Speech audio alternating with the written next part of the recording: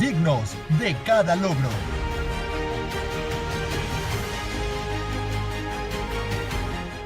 Fuertes en cada desafío.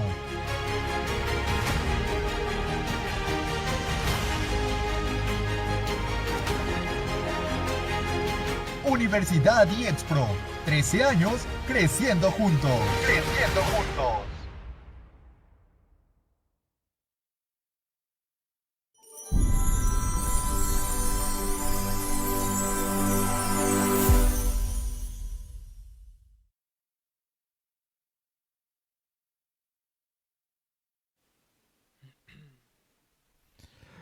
Hola, buenas tardes a todos. Me presento, soy el maestro Pedro Enrique Marín Piñón y les doy la más cordial bienvenida a una emisión más de nuestro programa Más Salud Mental para Todos. Como siempre, es un gusto para mí poder compartir este espacio con ustedes y sin duda alguna el tema que nos aguarda el día de hoy es un tema de sumo interés, ya que es un tema importante y poco difundido. El tema se llama, o lo titulamos, Trastorno negativo desafiante. Es una condición conductual caracterizada por un patrón persistente de comportamiento desafiante, desobediente y hostil hacia figuras de autoridad que puede generar serias dificultades tanto en el trastorno familiar como en el escolar.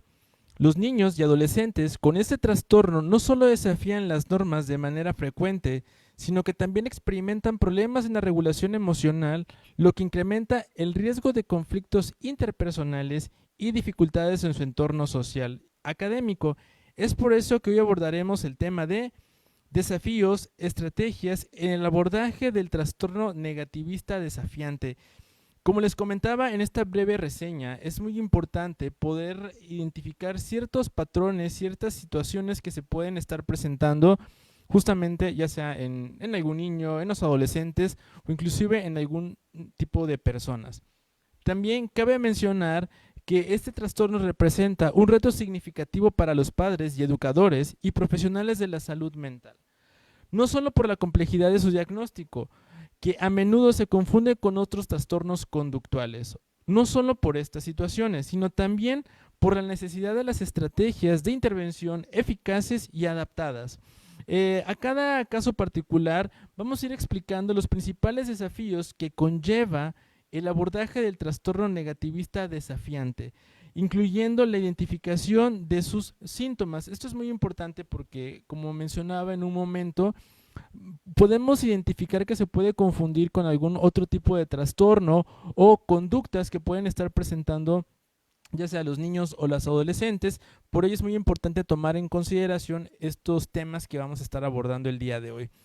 Nuestro propósito es proporcionar un marco de comprensión integral que permita a todos los involucrados trabajar de manera más efectiva en el manejo del trastorno negativista desafiante y promover el bienestar del niño o el adolescente en todos los ámbitos de su vida.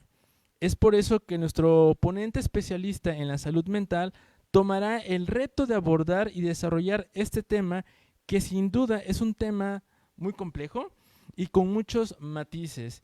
¿Qué les parece a nuestra audiencia si comenzamos y doy una pequeña presentación de nuestra invitada del día de hoy? Creo que nuestra invitada del día es la doctora Yashniot Romero Villa. Ella es licenciada en Psicología Clínica, licenciada en Educación Básica, maestra en Psicología Clínica, maestra en Educación Especial, doctora en Educación Especial y docente distinguida IEXPRO. Bienvenidos. ¿Qué tal, doctora? ¿Cómo se encuentra el día de hoy? Antes que nada, me gustaría presentar a nuestra invitada, es la doctora Yashniot Romero Villa. Bienvenida, doctora. Ahora sí, ¿cómo se encuentra el día de hoy? Hola, ¿qué tal? ¿Me escuchan bien? Es un gusto estar aquí con ustedes. Sí, le escuchamos fuerte y claro. Excelente. Qué gusto tenerla por acá. Si me permite, me gustaría dar una pequeña reseña de su currículum. Adelante, licenciado. Ok, bueno, la doctora es licenciada en Psicología Clínica, licenciada en Educación Básica, maestra en Psicología Clínica, maestra en educación especial, doctora en educación especial, cuenta con un diplomado en neuropsicología infantil, es especialista en trastornos del neurodesarrollo y sobre todo es docente distinguida y expro. Me gustaría invitar a nuestro público a que pueda escribir sus preguntas, historias o comentarios. Al final iremos dando una breve reseña de esto que que vamos a dialogar el día de hoy. Para comenzar a abordar el tema, me gustaría que iniciáramos conversando sobre justamente esto, ¿no? Nuestro tema. Doctora, ¿qué le parece? ¿Qué es el trastorno negativista desafiante y cómo se puede manifestar esto en los niños? Claro. Mira, el trastorno negativista desafiante pertenece al conjunto de trastornos denominados en el DSM-4, ahora DSM-5 vigente, en el grupo de los trastornos disruptivos del control de los impulsos y de la conducta. El trastorno negativista desafiante se caracteriza por tener un patrón o un conjunto de actitudes, de conductas, donde los chicos y las chicas, aunque mayormente son chicos quienes lo cursan, pues a menudo pierden la calma, se molestan con facilidad impresionante, pueden ser desafiantes, retar a la autoridad, incluso pueden llegar a ser vengativos, molestan a los demás chicos deliberadamente, desafían peticiones por parte de figuras de autoridad. Puede ser que sea solamente en la casa, pero también en algunos casos esto ya empieza a manifestarse en otros espacios. Entonces, bueno, esto es lo que es el trastorno negativista desafiante. Claro, doctora, ¿no? Es un tema demasiado importante, ya que muchas veces se puede, igual creo que confundir con otros trastornos que se pueden estar presentando o inclusive, ¿no? Comentar que tal vez el pequeño no respeta los límites, las reglas y no considerarlo como un trastorno, sino solamente como es un niño mal portado.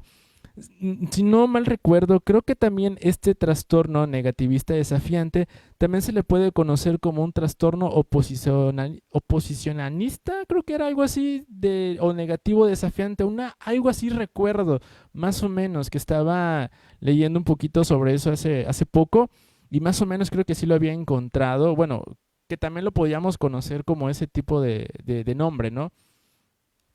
Sí, es que fíjate que, Pedro, la nomenclatura cambia, ¿no? Como, Ujú. bueno, las personas que se dedican a la salud mental y para nuestros colegas docentes que están aquí, les queremos decir, bueno, nosotros tenemos unos criterios de clasificación diagnóstica internacional que cambian determinados, años específicos, ¿no? Está en el CIE y el DSM, ahorita el 5, ¿no? Entonces, Ujú. el oposicionismo sí era un término que se usa en ocasiones y también en España, que bueno, a veces ellos pues manejan esa terminología, ¿no? Pero sí, bueno, el caso con los niños con trastorno negativista desafiante es bien complejo, Pedro, porque no es fácil de diagnosticar. La frecuencia y la intensidad de los síntomas a veces conllevan que los especialistas puedan llegar a equivocarse, porque definitivamente un niño no se va a portar igual en una sesión uno a uno con el terapeuta en el consultorio que en el aula con los compañeros, donde ya los conoce, donde ya sabe más o menos cómo comportarse y cómo hacer que se logre lo que él quiere, ¿no? Claro, es muy importante y como bien lo mencionaba, por eso le hacía como que este cuestionamiento pequeñito, porque efectivamente, ¿no? Van cambiando las nomenclaturas, van cambiando inclusive los criterios diagnósticos, ¿no? Esto me recuerdo, ¿no? Hace un par de décadas, iba a decir años, pero ya tiene décadas, cuando Sí. era el DSM-4, ¿no? Se clasificaba o se diagnosticaba a través de los ejes, ¿no? Y todo va teniendo una actualización, va teniendo nuevos elementos que nos ayudan a identificar muchas veces y poder brindar un mejor diagnóstico y poder, obviamente, si tenemos un mejor diagnóstico, podemos generar un adecuado tratamiento para obtener resultados mejores y sobre todo para educar también a los papás, ¿no? Esta parte de la psicoeducación hacia los padres para que ellos puedan identificar estas conductas y estos patrones que se encuentran en los niños, ¿no? Esto que se va alterando. Por lo tanto, aquí me gustaría realizarle una pregunta y sería, ¿cuáles son las principales diferencias entre el trastorno negativista desafiante y otros trastornos del comportamiento, como por ejemplo el trastorno de la conducta o el trastorno de déficit de atención e hiperactividad? Gracias, Pedro. Excelente pregunta. Bueno, miren, querida audiencia, pertenecen a categorías diferentes. Los trastornos del neurodesarrollo es a donde pertenece el TDAH. Y el trastorno del neurodesarrollo es un grupo de afecciones de inicio de periodo temprano, donde se caracteriza principalmente por déficits en áreas del desarrollo, pero la etiología es neurobioquímica.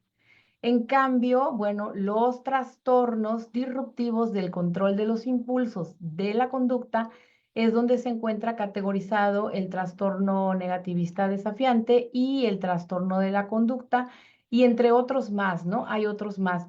Estos trastornos están asociados a una incomodidad o a un malestar que se genera en el individuo, pero también en las otras personas de su entorno inmediato, porque hay un impacto muy, muy negativo por su conducta y por sus actitudes en diferentes áreas, ¿no? Entonces, básicamente, hay esa diferencia entre el TDAH y el trastorno negativista desafiante. El trastorno de la conducta es más complejo, merecería otro programa completo, pero bueno, básicamente en ese lo que hay es destrucción de la propiedad y agresión física.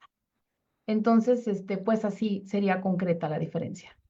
Claro, y es muy importante conocer esto, ¿no? Justamente estas pequeñas diferencias, porque yo siempre lo he dicho, ¿no? Durante la práctica clínica hay que saber identificar, ¿no? Yo creo que ahí nos ayuda mucho esta parte de un diagnóstico diferencial, siempre lo puntualizo, porque no solamente tiene fines para adecuar un tratamiento, sino también para marcar estas diferencias que pueden existir o se pueden complicar, ¿no? En algunos casos, o bien, ¿no? Como hay otros trastornos donde puede existir esta palabra que creo que ya conocemos muy a menudo, ¿no? Esto que le denominamos como comorbilidad, ¿no?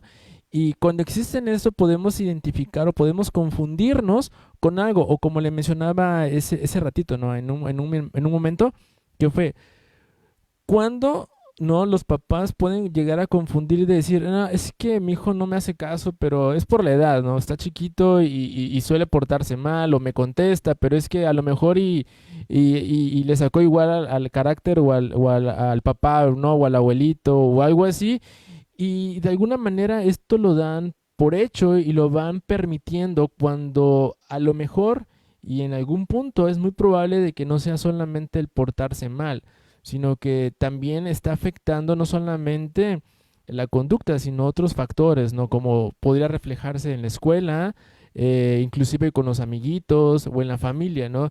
Y empieza a abarcar otras áreas donde comienza a indicarnos donde justamente no es algo que sea pasajero, sino efectivamente está generando un cambio en el niño, en la conducta, y esto ya está pasando a otro grado, no está transgrediendo hacia otras personas, inclusive creo que también son como estas red flags, ¿no? Cuando el niño comienza a contestar a los papás, pero no solamente se queda como que en la agresión verbal, ¿no? Donde están justamente esto, desafiando la autoridad, ¿no? Qué tan importante también es esto, colocar los límites y marcar las personas que van teniendo estos lineamientos y generando este impacto en los niños, ¿no? Que es decir, ok, esta es la autoridad y hay que como que respetarla, y es donde entra esta parte, ¿no? Del niño, comienzan a desafiarlo, inclusive, ¿no?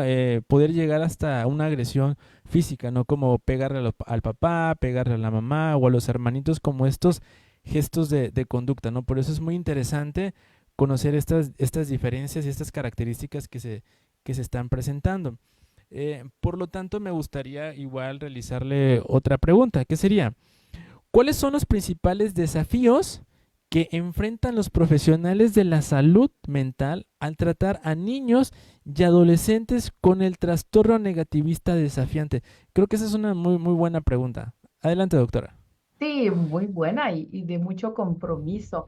Mira, yo le diría a los colegas que pertenecen a la salud mental, cuando sospechamos, porque bueno, lo primero que tenemos que hacer es una hipótesis diagnóstica, ¿no? hacer una hipótesis diagnóstica y sospechamos que estamos ante un trastorno negativista desafiante, hay que analizar en base a los criterios diagnósticos del DSM-5, que nos pide que estén presentes al menos 4 síntomas, como los menciona, durante al menos 6 meses, ¿no? Y que si se presentan berrinches, sean más frecuentes de una vez a la semana en niños menores, ¿no?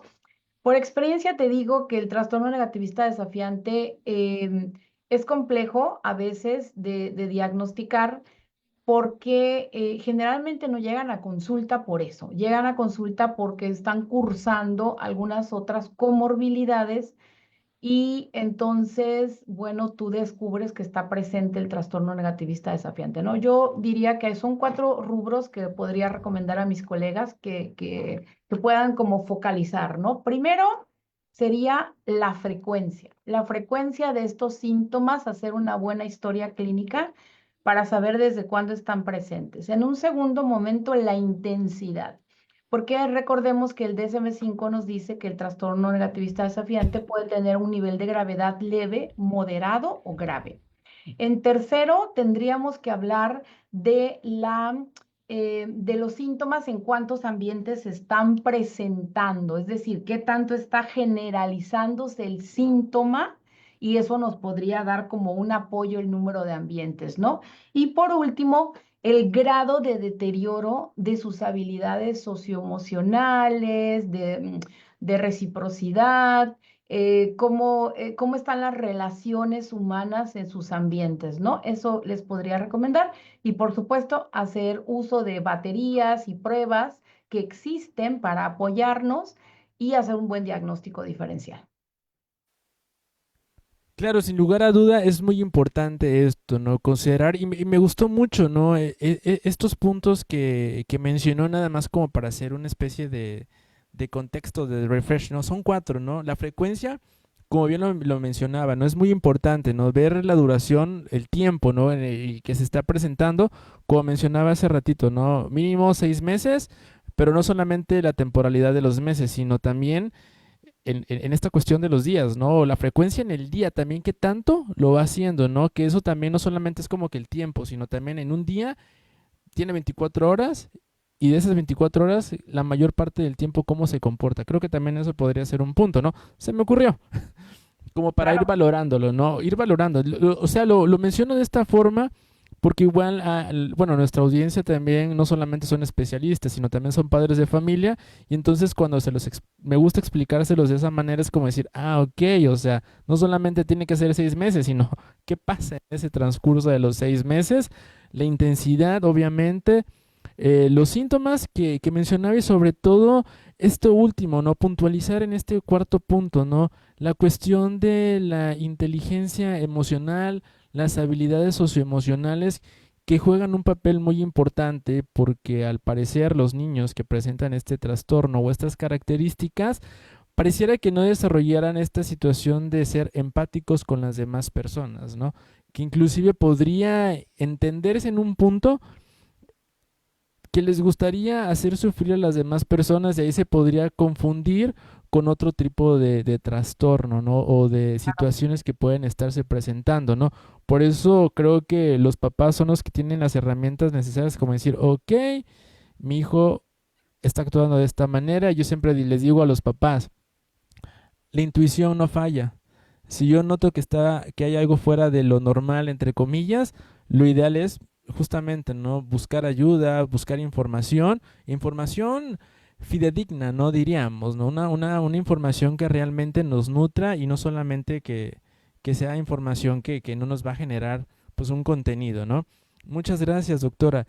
Y me gustaría, realizarle otra pregunta que va relacionado justamente a esto, que sería, ¿qué impacto puede tener el trastorno negativista desafiante a largo plazo en el desarrollo social, académico y emocional de un niño si no se interviene de manera adecuada? Justamente lo relacionaba con esto que hacía como que este pequeño comentario, ¿no? Claro, fíjate que eso es una de las más tristes consecuencias que podemos llegar a observar cuando asisten a consulta, a veces ya los adultos muy jóvenes, porque están presentando, por ejemplo, desadaptación, inadecuación emocional, dificultades laborales, y a la hora de hacer la historia clínica, te das cuenta y descubres que vienen presentando síntomas de trastorno negativista desafiante desde muy chiquitos, ¿no? Bueno, el impacto es muy grave, muy grave. Podemos generar que niños y estas niñas, cuando sean adolescentes o cuando sean adultos, cursen con depresión, principalmente con ansiedad.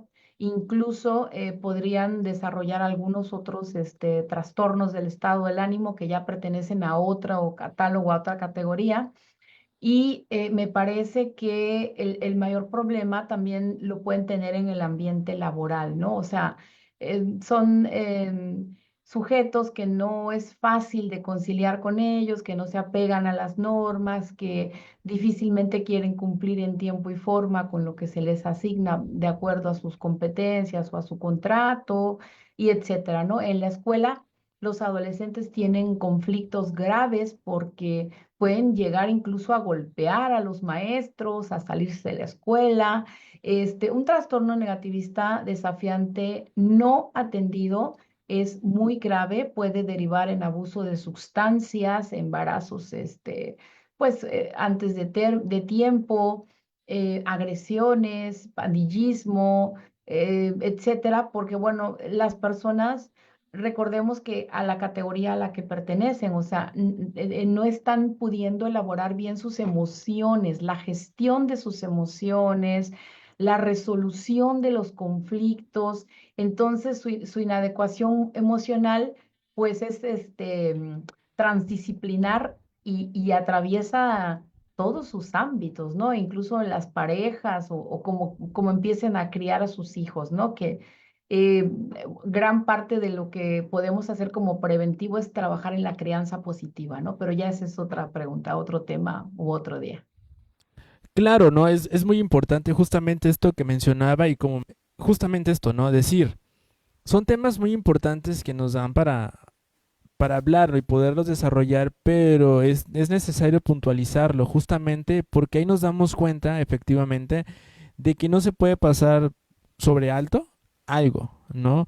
Y considero, no sé si no me dejará mentir, que un diagnóstico a una temprana edad, ¿no? En esta función, o sea, nos va a ayudar, no solamente no digo que nos va a ayudar a los papás, sino les va a ayudar bastante a los niños, porque si hay un adecuado o proceso psicoterapéutico, y no sé si en algún punto también sea necesario, inclusive si es un niño, la canalización con un paido para tratar algunas cuestiones de conducta, nos puede ayudar mucho, porque entonces, si nosotros brindamos una atención adecuada en esta etapa del desarrollo, prácticamente podemos estar dando estas herramientas también a ellos para cuando pasen en la adolescencia, ¿no? Porque si esto se pasa despercibido, ¿qué puede verse reflejado en un adolescente?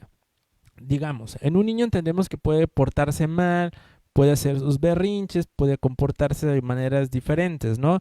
Que los papás dicen, bueno, es una etapa y bueno, se comporta así porque es un niño. Creo que también hay una línea muy delgada donde decir, se comporta así porque simple y sencillamente es un niño, ¿no? O sea, sí son niños, pero también, digamos, hay niveles, justamente regresando al tema de la intensidad, ¿no? Pero si no se atiende esto, no se brinda un adecuado tratamiento, o si se pasa por alto, ¿qué puede pasar, no, en esta etapa de un adolescente, donde vienen pues los cambios hormonales, ¿no? La capacidad de empezar a gestionar sus habilidades socioemocionales, esta cuestión intra e interpersonal, y sobre todo donde diríamos, por naturaleza, un adolescente desafía la autoridad, ¿no? Y lo digo así, ¿no? Como que más o menos, ¿no? Pero en realidad no es nada más así, digamos, hay límites. ¿Qué puede pasar acá si no se trabaja bien, si no se le da la atención necesaria e importante? Cuando llega un adolescente puede ser más, no sé cómo denominarlo, puede transgreder a otras personas, incluso creo que hemos visto inclusive en noticias, ¿no? Que los alumnos se pelean con los alumnos, con los papás, ¿no? O inclusive con los maestros, ¿no? Y en el salón, ¿no? O sea, decía con los papás porque a veces, oye, ¿qué te pasa, no? Y los adolescentes como que pierden la idea y creen que es otra persona y no hay como que este respeto en la autoridad, ¿no? Y desafían a sus papás en frente de la otra autoridad que sería la escuela o inclusive terminar a golpes con los maestros. Obviamente hablo aquí en un caso hipotético, ¿no? Donde puede ser a mayor escala, ¿no? Por eso creo que es importante, ¿no? Fíjate que sí estoy de acuerdo contigo. Mira, por ejemplo, en el caso de los niños que presentan una comorbilidad, es decir, la presencia de dos o más trastornos, ¿no? La comorbilidad más frecuente con el trastorno negativista desafiante es el TDAH. Entonces, en este caso, sí se hace necesario una derivación al neuropediatra y bueno, si las complicaciones de su problema de regulación emocional no mejoran con terapia cognitivo-conductual, también se hace necesario el apoyo de un psiquiatra. Bueno, en mi caso son las recomendaciones que normalmente hago conforme se va analizando el caso, ¿no? Fíjate, Pedro, que a mí me gusta explicarle siempre a mis alumnos aquí en IEXPRO cuando hablamos de este tipo de temas sobre los factores de riesgo y el pronóstico, ¿no? Yo, para poder hablar sobre, bueno, la razón del trastorno negativista desafiante, porque tal vez se pregunte la audiencia, ¿no? Bueno, ¿y por qué da eso, no? ¿O a qué se debe? Ok, no es un trastorno del neurodesarrollo, no es un trastorno neurobioquímico, entonces, ¿por qué hay un problema con la regulación de las emociones o la gestión de estas, ¿no? Yo les digo siempre que imaginemos un árbol, ¿no? Entonces, un árbol con raíces, un árbol con un tronco y un árbol con hojas. Las raíces son el temperamento, tienen una carga biológica importantísima y llegamos con ellas, ¿no? El tronco es el contexto, la disciplina, el ambiente familiar, la forma en la que se ejerce la parentalidad contigo. Y finalmente las hojitas del árbol, pues es tu personalidad que florece, ¿no? Entonces, hablando en esta metáfora, en el trastorno negativista desafiante, tenemos una complicación en el temperamento, ¿no? Los factores temperamentales, la herencia biológica de los problemas de regulación emocional, un alto índice de reactibilidad emocional, así es como ser de mecha corta, ¿no? Rápidamente reaccionar. La baja tolerancia a la frustración, de alguna manera ya están como prediciendo la presencia del trastorno. Dentro de los factores ambientales que vendrían siendo el tronco del árbol, estamos hablando, por ejemplo, de la forma en la que se ejerce la parentalidad, ¿no? Un trato severo, un trato demasiado negligente en la crianza puede provocar la presencia del trastorno negativista desafiante, ¿no? Las prácticas parentales juegan un papel muy importante en el desarrollo del tipo de vínculo y apego, que esa es otra teoría que conocemos por ahí también los especialistas del área. Y bueno, no está todavía totalmente comprobado el factor genético, está en estudio, pero básicamente el temperamental y el ambiental, sí es importantísimo poner atención en esas cosas, ¿no? Por eso creo que la historia clínica que realicemos debe ser muy profunda para poder tener la suficiente información del pequeño, de la pequeña, del adolescente y no juzgar antes de tiempo qué está sucediendo. Porque también pudiera ser que lo que estamos viendo no es un trastorno negativista desafiante y son conductas reactivas, por ejemplo, de un abuso sexual infantil. Claro, ¿no? Interesante este último comentario que hacía, porque justamente esto que mencionaba venía aquí a mi mente, ¿no? Una pregunta que se me ocurrió ahorita, ¿no? Y decir, ok, o sea, hemos visto diferentes elementos, diferentes condiciones que pueden pasar, pero justamente esto que mencionó se articula con lo que estaba pensando, que tiene que ver con los factores sociales, ambientales, ¿no? Le pongo así porque podríamos decir, no sé, se me viene a la mente esta idea. Usted me dice, doctora, si sí o no. Imaginémonos que la persona no puede tener el trastorno como tal, ¿no? Pero podría en un momento dado existir como una especie de brote o una crisis que esto se desencadene por un efecto o una condición ambiental social, ¿no? Es decir, que no sea un trastorno tal cual, pero que sí se pueda desarrollar un trauma, que esto desarrolle el síntoma y el síntoma vaya a desencadenar en un tipo de conducta, ¿no? Se me ocurrió así, esta parte, ¿no? Como mencionaba, ¿no? Y se articula muy bien con lo del abuso sexual, ¿no? Una condición que no tiene que ver netamente propia del trastorno, sino fue un elemento externo, o sea, una variable externa que no se puede controlar, pero esto puede generar un trauma y desarrollar este síntoma con este tipo de conducta. ¿Podría existir esa posibilidad? Se me Claro, ocurrió ahorita. claro, mira, te platico a ti y a los colegas y a la gente que nos hace el favor de acompañarnos. Mira, para eso tenemos los criterios diagnósticos del DSM-5. En el caso del trastorno negativista desafiante nos habla de básicamente tres, ¿no? El criterio A es donde nos dice todo este patrón de conductas, ¿no? Y entonces nos pide que se cumplan al menos 4 síntomas durante por lo menos los 6 meses anteriores a la entrevista. Pero también tenemos el criterio B, que nos pide que este comportamiento no esté asociado a una situación, por ejemplo, que sea un brote de un trastorno psicótico, un consumo de sustancias, un estado depresivo, un estado bipolar y también tenemos el otro criterio que nos pide que el comportamiento esté asociado a que exista malestar en el individuo y en las otras personas de su entorno. Entonces, esto nos va haciendo como unos ejes de reflexión donde podemos apoyarnos y aparte, bueno, tenemos el diagnóstico diferencial.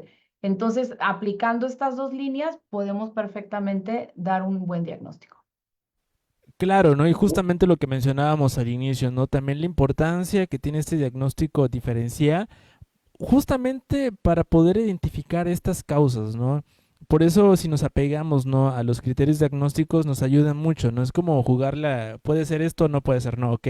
Hay una estructura, hay unos criterios que nos van a ir señalando, nos van a señalar estas rutas para tener una correcta acción, ¿no? Poder trabajar adecuadamente. Sí nos dice el tiempo porque efectivamente, decir, bueno, tiene un mes desafiando a alguien, ¿no? Pues ahí puede ser la conducta, no solamente hay que colocar límites, entonces en un mes no. Pero si lleva más de tiempo y por lo menos 6 meses, esto nos está indicando que se está saliendo de este trastorno que podría ser o esta patología y nos está indicando más. Obviamente aunado a los demás criterios, ¿no? A los demás signos y síntomas que se pueden estar presentando que nos van a ayudar a poder generar un adecuado diagnóstico y un adecuado tratamiento, ¿no? Como bien decía, yo creo que la historia clínica nos va a ayudar mucho, mucho justo con la entrevista, junto con esta parte que también juega muy importante que son los papás, ¿no? No solamente el niño, ok, papá, mamá, ¿qué ha observado? ¿Desde cuándo? ¿Qué pasa cuando le ponen límites? ¿Qué pasa cuando lo regañan? O sea, ¿qué tan permisivos también son los papás? Que eso también, en lugar de generar algo, puede ser contraproducente. A lo que me lleva a la siguiente pregunta. ¿Existen estrategias preventivas que pueden implementarse en edades tempranas para reducir riesgos del desarrollo del trastorno negativista desafiante? Claro, claro que sí. Mira, una de las estrategias preventivas, bueno, sería la crianza positiva.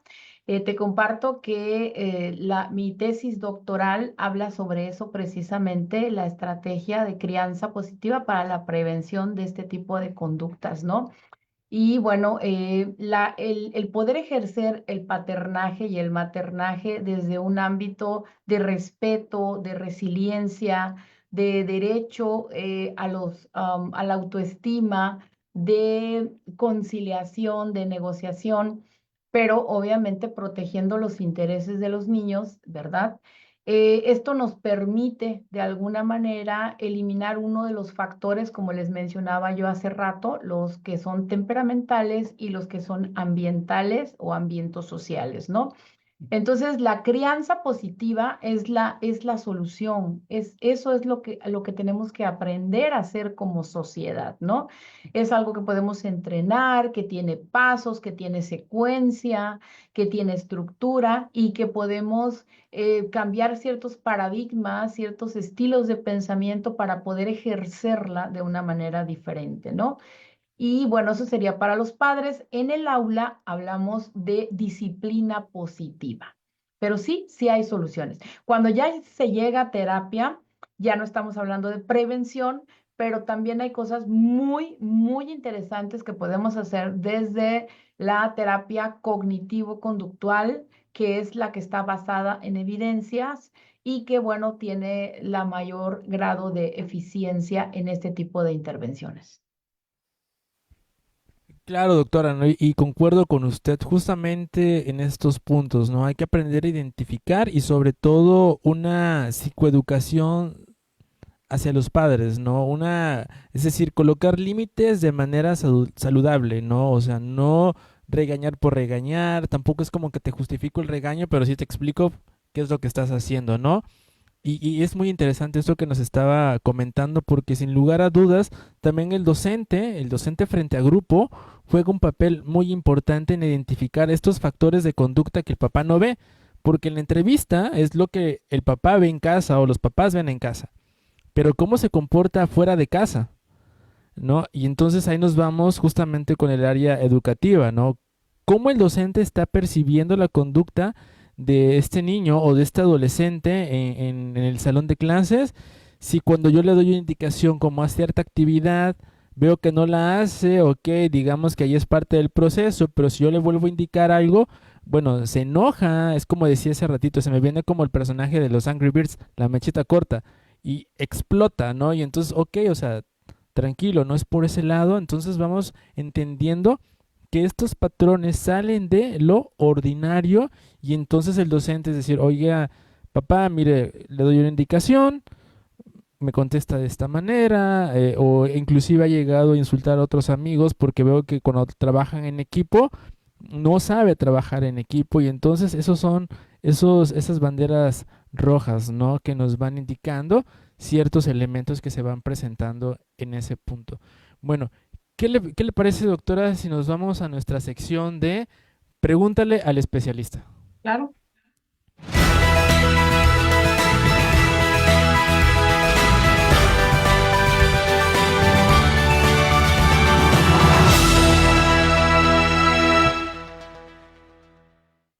Y bueno, regresamos. Estamos con nuestra sección de Pregúntale al especialista y justamente en estos días nos dimos a la tarea de recabar algunas preguntas e inquietudes de personas que voluntariamente nos compartieron con la finalidad de que en conjunto con nuestro experto, en este caso la doctora, podamos brindar algún consejo o estrategia de cómo hacer frente a ciertas situaciones. Y tenemos nuestra primera pregunta. ¿Cómo abordo alumnos con este trastorno cuando se encuentran con el apoyo del contexto familiar? O sea, es muy importante porque aquí es como que no se encuentra este apoyo.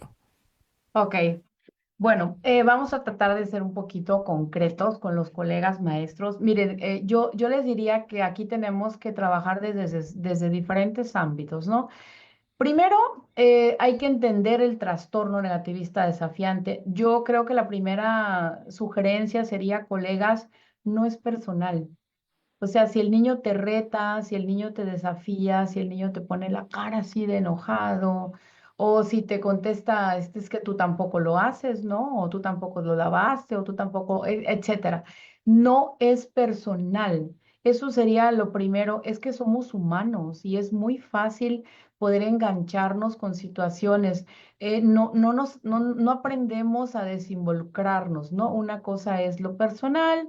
Otra cosa es los compromisos que adquiero en la función, etcétera, ¿no? Entonces, el niño cuando te desafía no es personal, no es contra ti, es porque es su manera de enfrentar sus emociones que no está gestionando y la opresión que está sintiendo en su estilo de crianza, ¿no?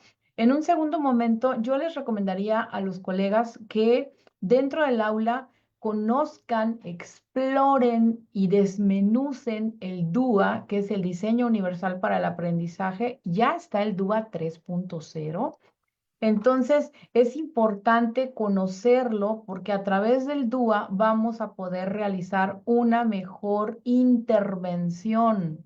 El DUA nos da un conjunto de directrices que nos hacen sugerencias muy claras y específicas ante situaciones no solo para niños con trastorno negativista desafiante. Por ejemplo, para el TDAH traen sugerencias para trabajar lo que tiene que ver con el acceso a las funciones ejecutivas. Entonces, el trabajo con el DUA es una estrategia que yo podría decirles que agoten, que exploren, que consigan. En las redes está eso, el DUA 3.0, y lo podemos explorar y apropiarnos de eso. Y por último, colegas, vamos a trabajar aquella metodología sociocrítica que genere más acercamiento a los intereses del niño, ¿no?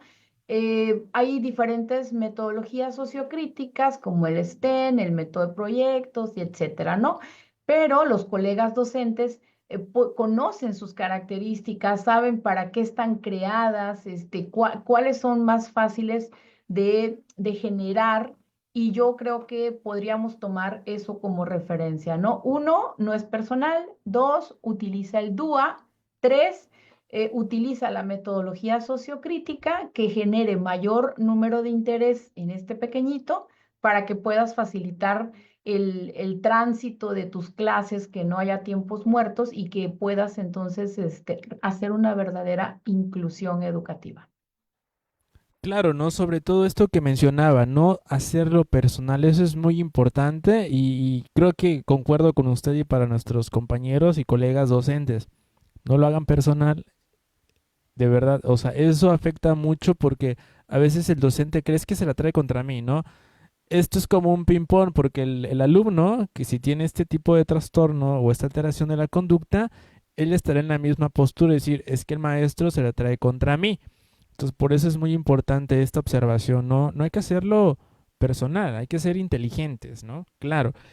Vamos con nuestra siguiente pregunta. El alumno es aislado y cuando se le indica trasladarse a otro espacio, no lo hace cuando se le da la indicación, sino hasta que él desea o se ve obligado.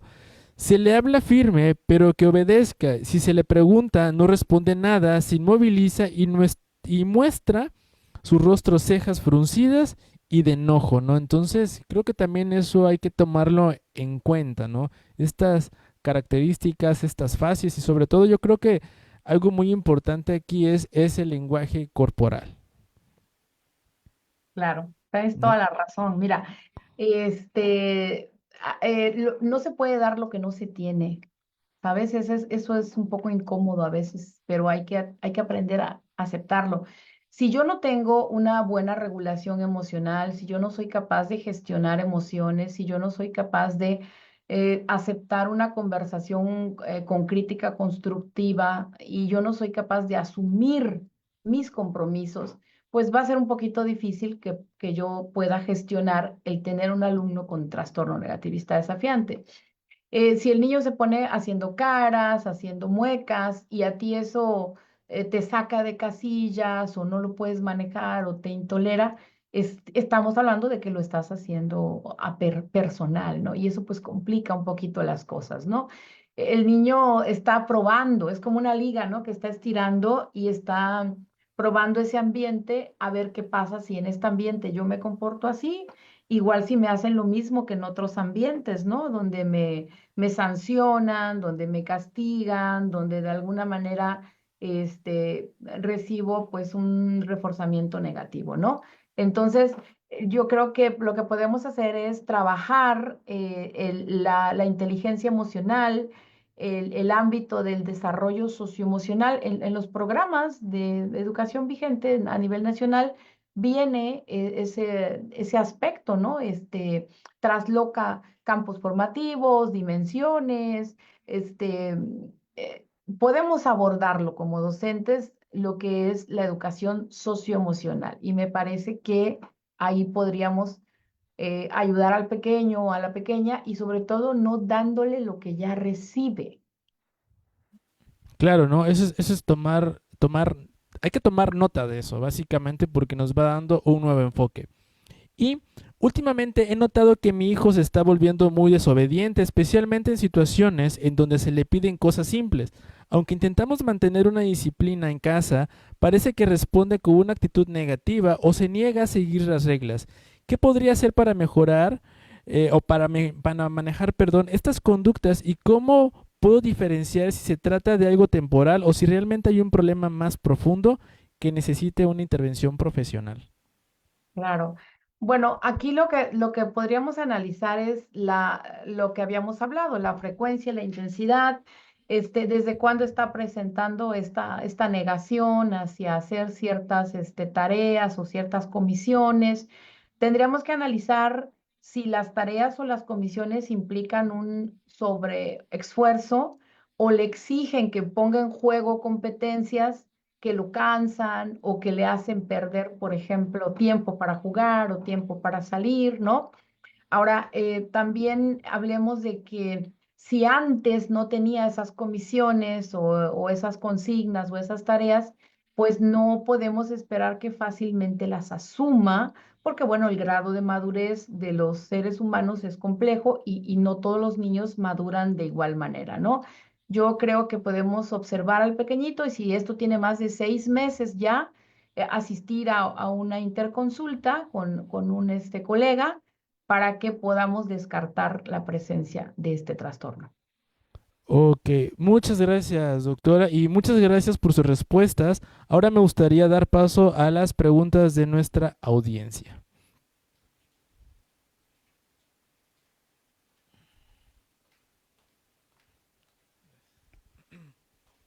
Bueno, acá tenemos una.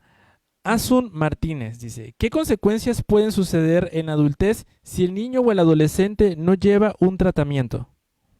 Bueno, como lo mencionábamos hace rato, la consecuencia tiene que ver con las complicaciones que se van a presentar en su inserción, por ejemplo, laboral, ¿no? Va a ser difícil que obedezca a los jefes, que cumpla con un horario, con unas normas. También podríamos tener consecuencias a nivel emocional y que la persona pueda desarrollar un trastorno de ansiedad. eh, las elecciones como pertenecer a cierto grupo, o a cierto grupo o fenómeno social, pandillas. Las consecuencias van a ser complejas, de ninguna manera van a ser fáciles y la mala gestión de este trabajo emocional que se quedó inconcluso, que no se trabajó, va a ser permanente, ¿no? Entonces, sí es importante atenderlo, atenderse, además de que pueden presentarse comorbilidades que no estaban, es decir, el niño pudo haber empezado con un trastorno negativista desafiante y ahí quedarse, ahí solucionarlo, pero si no es atendido, puede llegar a presentar un trastorno de conducta, puede llegar a presentar un trastorno depresivo, un trastorno bipolar, un trastorno de ansiedad, cualquier trastorno del el estado del ánimo y ponerse la cosa más compleja. Ok, gracias, doctora. Y tenemos otra pregunta de Susi Flores. ¿La medicación es necesaria en la atención de niños con estas características? Fíjate, Susi, que eso va a depender mucho del análisis multidisciplinario. Si el niño tiene una comorbilidad como TDAH, probablemente sí. Probablemente, recuerden que mencionaba yo que la comorbilidad más frecuente en el trastorno negativista desafiante en pequeñitos tiene que ver con el TDAH. Y en un segundo orden, el trastorno de ansiedad. Entonces, si no es detectado a tiempo, si no se hace terapia cognitivo-conductual a tiempo, sí es muy probable que necesitemos la derivación al psiquiatra que sería el encargado de decidir cómo se hace el tratamiento farmacológico. Claro, ¿no? Sin duda alguna este tipo de intervención multidisciplinaria nos puede ayudar mucho, ¿no? Identificando si las características o este tipo de situaciones sí requiere de un medicamento, como bien mencionaba, ¿no? Hacer la canalización o la referencia a un PAIDO para que pueda valorarlo y decir si sí o no es necesario un medicamento, ¿no? Y una última pregunta. Me mencionaba aquí Fanny de China. Dice, buenas tardes, me surge una duda. ¿A partir de los cuántos años se puede diagnosticar el trastorno? Fíjate que el DSM-5 no, no exonera una edad, pero nos invita a que reflexionemos que, por ejemplo, en niños más pequeños, la frecuencia y la intensidad no diste mucho de su edad o de los hitos de su desarrollo. Es decir, un niño de 3 años que hace berrinche o que no quiere levantar algo, no podríamos apresuradamente hacerle un diagnóstico de trastorno negativista desafiante, ¿no? Incluso nos dice el DSM-5 en uno de sus párrafos que si los niños tienen 5 años, la frecuencia y la intensidad de los berrinches debería de ser de varias veces a la semana para poder tomar esto como indicador de probable presencia del trastorno negativista desafiante. Entonces, tendríamos que tomar eso en cuenta, ¿no? Claro, eso creo que es necesario, ¿no? Poder tomar en consideración estas características, ¿no? De decir, ok, tal vez hay un tiempo prudente en donde las conductas desafiantes son más notorias y son más intensas, ¿no? Regresamos al mismo punto, ¿no? La intensidad y la durabilidad, ¿no? Eso es muy importante tenerlo en cuenta y eso nos va a ser un indicador de decir, ok, creo que es el momento, lo que yo mencionaba hace rato, ¿no? La intuición. Lo llevo, me lo valoran y pueden decir, ok, efectivamente puede tener estas características, necesitamos tal vez la valoración de un PAIDO, de un euro, para que nos ayude a confirmar el diagnóstico que nosotros tenemos y una vez confirmado, entonces podemos tener las herramientas adecuadas para poder manejar un adecuado tratamiento. Claro. Bueno, uno de los objetivos que buscamos con este programa es dejar recomendaciones sobre el tema que abordamos durante cada programa, ya que muchos de los que nos ven pueden ser personas relacionadas con el tema, pero muchos otros quizás es la primera vez que escuchan el tema y por ello nos gustaría que pudiera comentarnos algunas recomendaciones para el público que nos ve esta tarde, doctora. Bueno, no hay receta mágica, pero podría yo decirles que lo más importante en materia de prevención es analizar la crianza, la forma en la que estamos educando a nuestros hijos, a nuestras hijas, la forma en la que ejercemos la disciplina positiva en el aula y la sensibilización hacia los trastornos en la salud mental. La asistencia al psicólogo, al psiquiatra, al neurólogo, al neuropediatra, debe ser, de manera coloquial, yo diría canasta básica. Es algo a lo que tenemos que dejar de tener tanto tabú, tanto miedo y acercarnos a los especialistas, ¿no? Cuando tú te duele una muela, rápidamente vas con el dentista. Si te duele el estómago, vas con el gastroenterólogo y así sucesivamente, ¿no? Entonces, me parece que la salud mental debe ser para todos, es para todos y que además existen muchas formas de prevenir secuelas en la salud mental, ¿no? Entonces, esa sería la recomendación. Gracias, doctora. No, y concuerdo con usted en este punto. No creo que son de esas modas, y yo le llamo modas bonitas, el ir a terapia, ¿no? Es como ir, no sé, cuando me duele la muela, no esperar a que me duela la muela, ¿no? Si me duele algo dentro de mí, de las cuestiones emocionales, del alma, o siento que no va de acorde a algo que yo estoy viviendo y es necesario, ¿no? Que se vuelvan esas modas bonitas, ¿no? Cuidar nuestra salud mental, que es lo más importante, ¿no? Para todos nosotros. Y bueno, gracias. Estoy seguro de que estas recomendaciones serán de gran ayuda para nuestra audiencia. Para finalizar, me gustaría pedirles que dijeran algunas palabras, doctora, para nuestra emisión del día de hoy. Pues agradezco más que nada la invitación y la oportunidad de compartir esta información que sea de utilidad y en materia de prevención para el público en general, ¿no? Más que nada. Gracias por la participación. Ok, doctora, le vamos a hacer entrega en este momento de un reconocimiento, de un diploma y se lo haremos llegar. Gracias.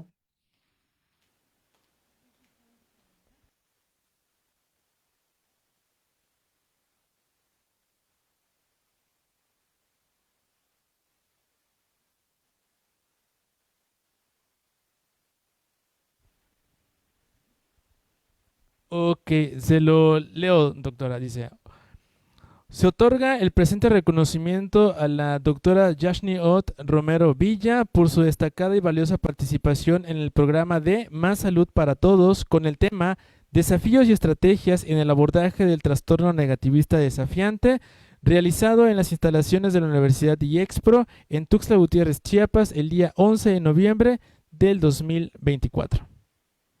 Muchísimas gracias. Acá se lo guardo. Sí.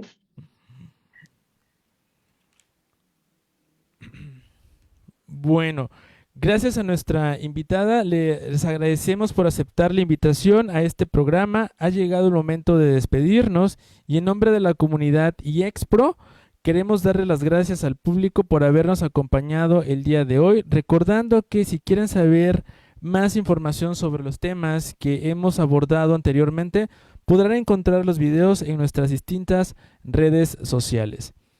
Esperamos que puedan acompañarnos en nuestra siguiente emisión del programa Más Salud Mental el día lunes 25 de noviembre a las 5 en punto, donde abordaremos el tema de acompañamiento emocional en casos de violencia contra la mujer.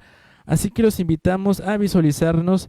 Sin más, deseo que pasen una linda tarde.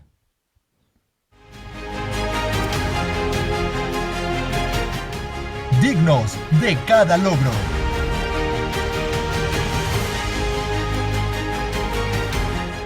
Fuertes en cada desafío.